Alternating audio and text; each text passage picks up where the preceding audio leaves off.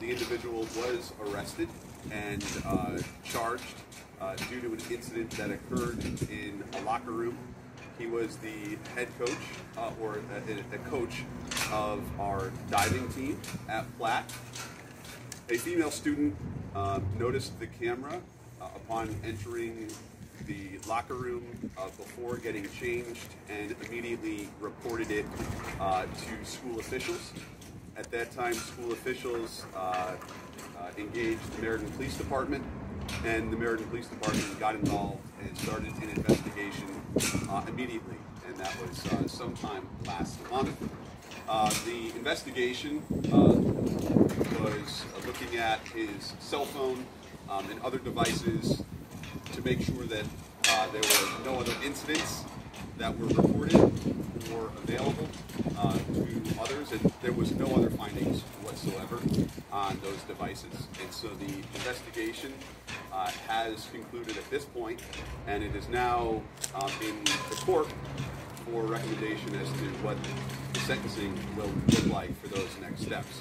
I've been in touch with school officials and police officials as well to ensure that, first off, the student has the support they need, as well as any other student or anyone that feels any threat, that they feel comfortable reporting those measures. So I want to commend the student in this case for taking a proactive measure to call something out when she noticed something was wrong, and that can't go unnoticed. And so for that student and any other student, make sure if you see something, say something. That is obviously something we talk about all too frequently, whether it's with a weapon in a classroom or a video camera or a phone where it shouldn't be. If you see something, say something. So the school system has assured me that the individual is no longer employed by the city or the Meriden Public School System. I know from what I understand, it was quickly realized who the individual was that was responsible. The Meriden Police Department intervened immediately. They searched the individual's belongings and devices, as I mentioned, and then over the course of the last, they asked me not to get into specifics of time frame, so I don't even want to say number of days or weeks, but I will say that the investigation concluded that there were no other incidents found of issues involving any other student or any other matter, and so that is why the incident is now closed. He's been charged, and it's at the court level. Do you know how long he's been a coach at the school? I don't know off the top of my head. I didn't ask for a length of tenure. I do know that he's been a resident here. His family's been involved in our community for quite some time, but I don't know the exact length he was employed by the Meriden Board of Education. Can you confirm it? It's my understanding he's been involved in the swim team at Platt ever since he was a student, because he went to Platt, right? Again, I know he's been involved and engaged with our school system and our community, but otherwise I can't confirm any exact length of involvement. Okay, so the charge of voyeurism, obviously that just means police had enough probable cause to arrest him, but do you actually know if there was any video or recording found on the phone at all? I do not for sure know exactly what was found on the phone. I do know that for this incident, the student did notice it prior to, or as she entered the locker room prior to actually getting changed or anything like that.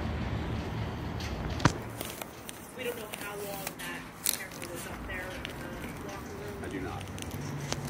Any other previous history going back with this guy on, discipline incidents or anything else? Not that I'm aware of. No, the Meriden Board of Education has not given me any other information around his state of employment or past history. It didn't seem as though, from my conversations with administration, but nonetheless, we also want to just ensure that our students and our staff have the support and obviously know that this is a serious offense.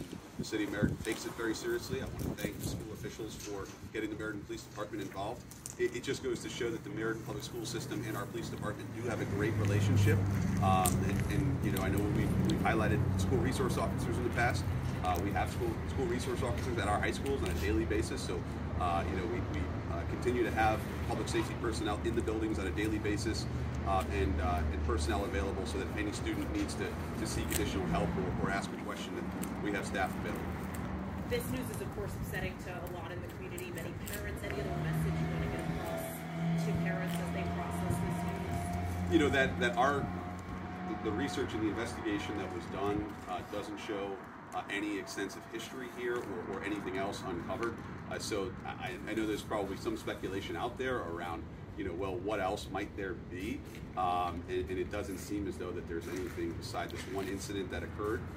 But, of course, if there's any student that either has more information or has a concern, to please reach out. We want parents to know that they are welcome and open to reach out to the Meriden Police Department or the Meriden Board of Education if they feel that there's still a threat or any concern.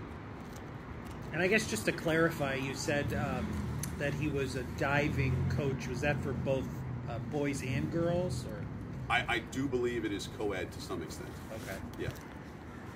Kevin, have you had conversations with the Board of Ed and the athletic department about ensuring trust in the hiring of coaches? And yeah, so I'm glad you brought that up, Mike. So whether it's a part-time coach or a full-time certified teacher, everyone goes through the same background check, right? So we have through the Meriden Board of Education and their HR department, there is a vetting that is done for any employee, whether it's a coach or a teacher or administrator. Background checks are conducted, so to that extent, we can ensure that was done properly.